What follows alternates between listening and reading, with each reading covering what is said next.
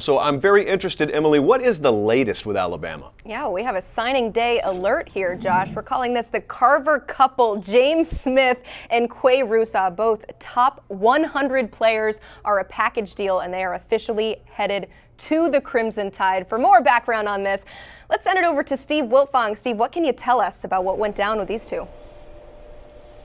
Alabama running away with 24/7 Sports Composites' #1 recruiting class. 2 more composite 5-stars in the fold, giving them 6 at this point in the cycle. Quay Smith and James Rusaw announced their pledge to Nick Saban and company. They gave Auburn all the chances down the stretch to make a move on the Crimson Tide, but Alabama, its proven track record, the strong relationships with the coaching staff, it was just too much for Auburn to overcome here. And this is big for Alabama because, like we talked about at the top of the show with Kayden Proctor committing to Alabama at a major position of need for them on the offensive front, I see Alabama as a school that has big needs on the defensive front and in the front 7 when you look at the attrition that they're going to have within their program over the next 2 seasons. DJ Dale, Byron Young, Will Anderson, Dallas Turner. Those are some of the guys that are going to be gone. And I think James Smith and Quay Rusaw are instant impact type talents in Tuscaloosa. James Smith has arguably the best defensive line film in the country. He is a war daddy at the point of attack,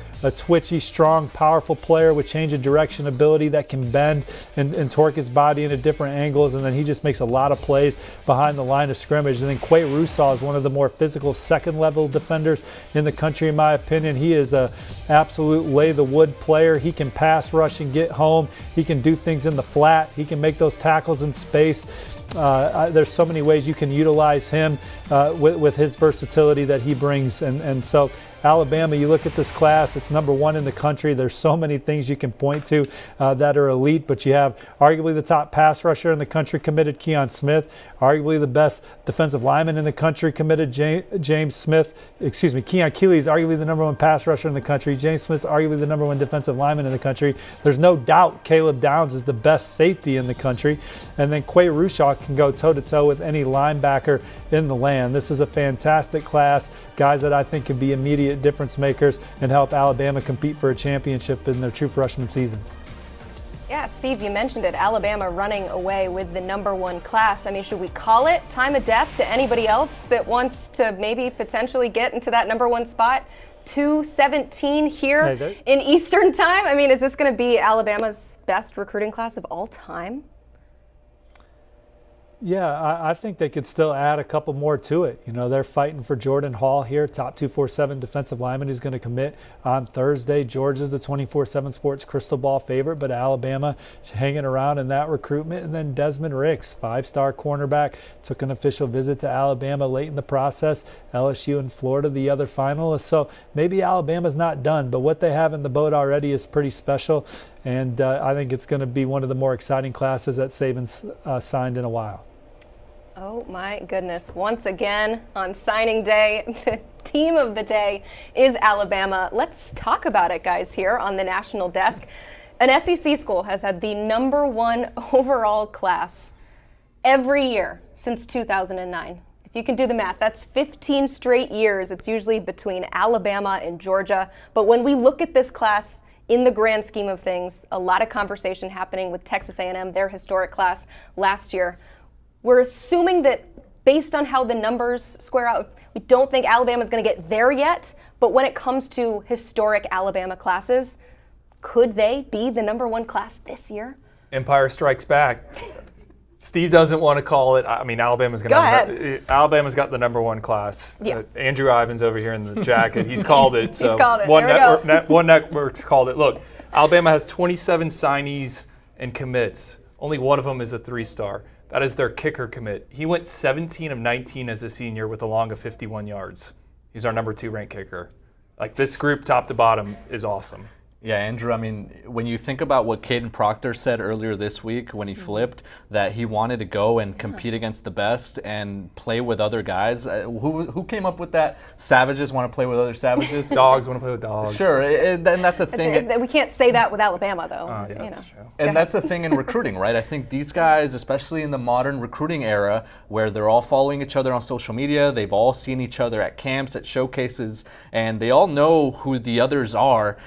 It it gives them even more clout in a way. It gives them more ability to go after the prospects. And I'm interested to see what those practices will look like, right? Kayden Proctor versus Keon Keeley matching up, even if they're not, contributing on Saturdays, Monday, Tuesday, Wednesday, those guys are going at it. And I think this ties back to what Pate State says, NFL over NIL, right?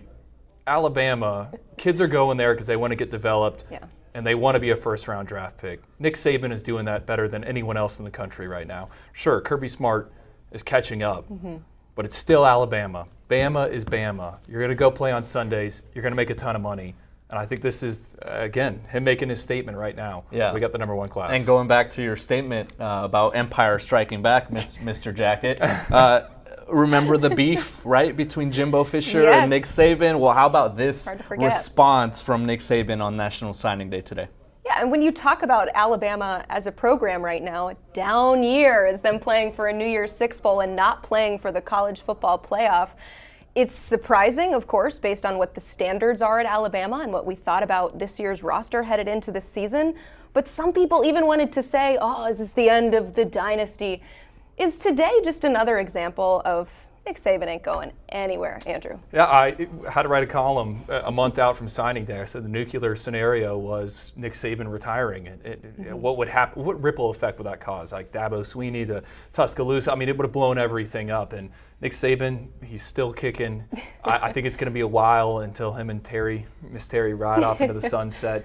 He's gearing up to make a run at maybe one more, two more. They got to figure out that quarterback situation with Bryce Young off to the NFL. But the talent is still there, and I think they're going to be active in the transfer portal. They were again last year. Gibbs, the running back, Tyler Steen, they're going to add some guys. More names are going to go in the transfer portal over the next few weeks. You think this is done? No, we're going to be still talking about Alabama and what they're adding all the way up until that 2023 season kicks off. Yeah, with Alabama, I think to what a lot of recruits say when they go into Nick Saban's office, and that's, this guy's a legend. He's a living icon, and I just got to speak with him. So he still has that power as a recruiter. He's the GOAT. And there's so much parity now, I think, in recruiting because NIL has, in a way, leveled the playing field, but Alabama still has what no one else has, and that's the aura, and that's the development, and that's, hey, here's your ticket, you're going to the NFL. I think a good example is I was talking to Ruben Bain's parents a few weeks ago, and he signed with Miami today, but Alabama was in the mix, and I was talking to Ruben's father, and he just brought up, I mean, when Nick Saban says that they want your son, I mean, this is the guy that's on the SEC on CBS every Saturday doing a sideline interview. I mean, this is the guy that when a player gets selected in the NFL draft, he's right up there on stage shaking hands with you. He has that effect on people. And we'll see what happens with NIL over the next few years and what rules change. But again, at Alabama, it's NFL over NIL right now. And as long as Saban's going to be there, kids have grown up. All those kids have seen Saban doing what he's been doing, and he still has that effect. I think that's why they got Caleb Downs. You know, you want to play DB for him. Justice Haynes, I mean, that's a Georgia legacy. He's going to go play for Bama. I mean, Bama has, again, Bama is Bama. And we're not going to say that NIL had absolutely nothing to do with the success. Obviously, a healthy collective and donors and everything, we're seeing that shifting the landscape and leveling the playing field to a certain extent. But Blair, is today a reminder that all that other stuff does matter. The development, the brand, the success, all the winning. It's not necessarily greater than NIL, but it is still very much a factor when these recruits decide where to go. Yeah, there's so much movement in college football now with the coaching carousel and the transfer portal and guys, I think, getting a do-over.